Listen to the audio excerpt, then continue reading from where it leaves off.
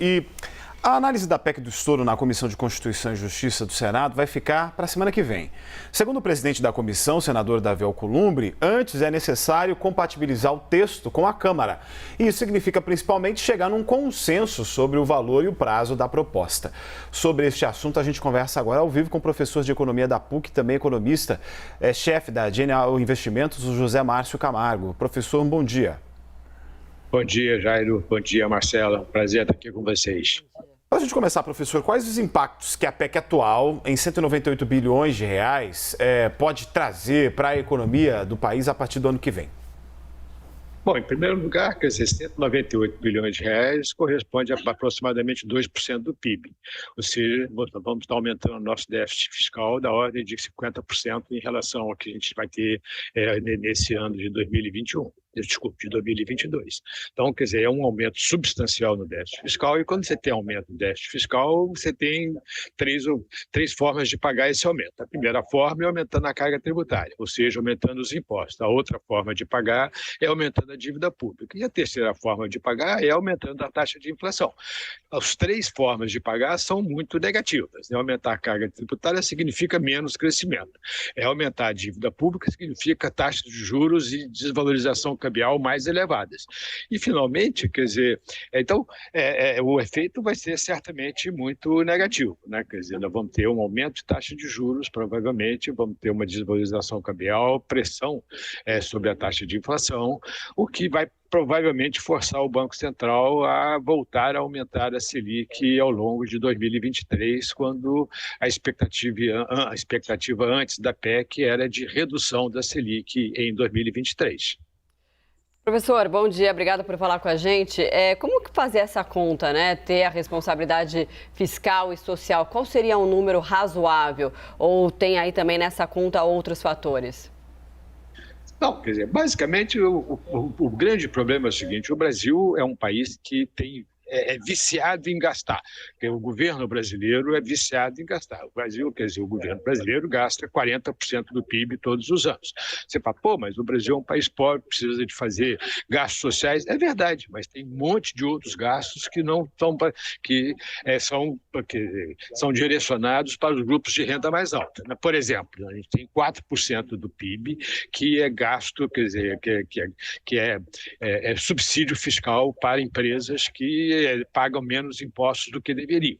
Esses são gastos fiscais, certo? Quer dizer, a ideia toda, quer dizer, quando você criou o teto do gasto, a ideia toda era exatamente melhorar a qualidade do gasto público. Mas no Brasil, quer dizer, a tendência é sempre acrescentar os gastos sem diminuir gastos de programas anteriores.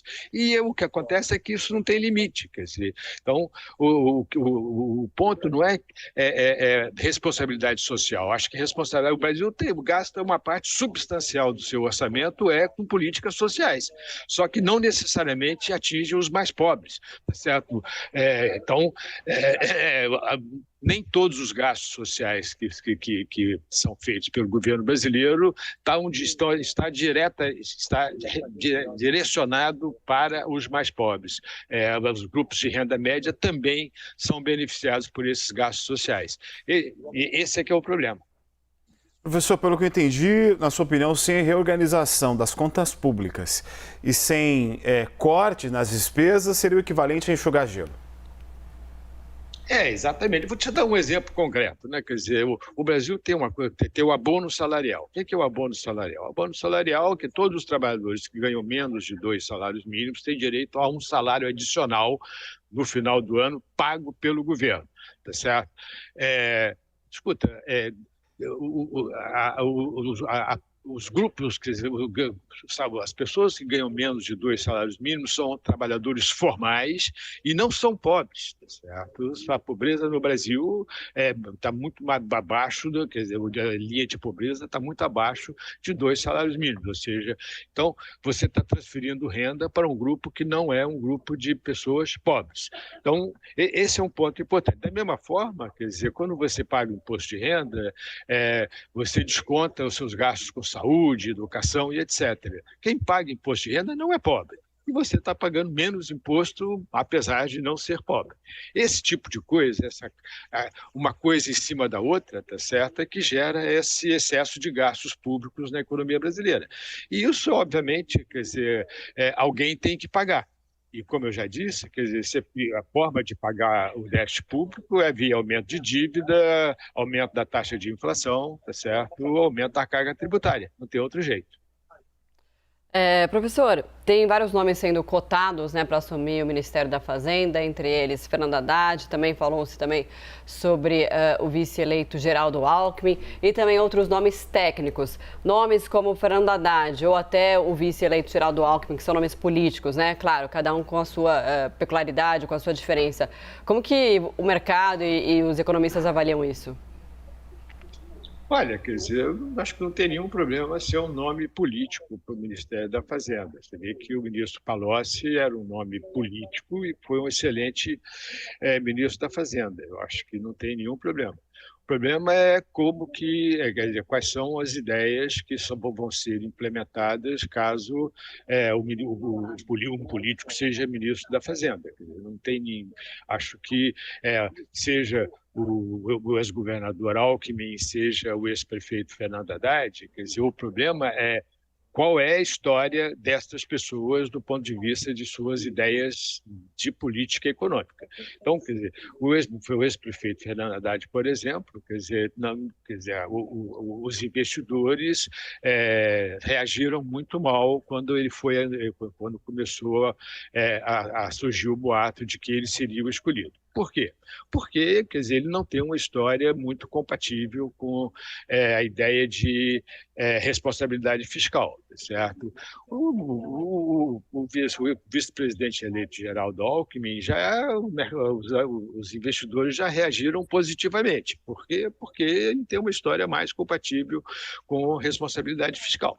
Então, quer dizer, o que é importante é o que o ministro da Fazenda vai fazer. E o ministro da Fazenda não depende só dele, certo? Depende também de toda a estrutura de governo que vai ser montada. O primeiro ponto, quer dizer, eu acho que os primeiros sinais são muito negativos, que é essa PEC da transição propondo um aumento de gastos, 198 bilhões de reais, um aumento de déficit da ordem de 2% do PIB. Esse é um sinal muito negativo e é isso que está gerando uma reação negativa da parte dos investidores. Tá certo, então a gente conversou então com o professor de economia da PUC, economista-chefe da Genial Investimentos, José Márcio Camargo. Te interrompi? Não, só encerrar, tudo bem. Então tá bom. Professor, muito obrigada, até uma próxima. Um ótimo dia para você. Obrigado a vocês e bom dia.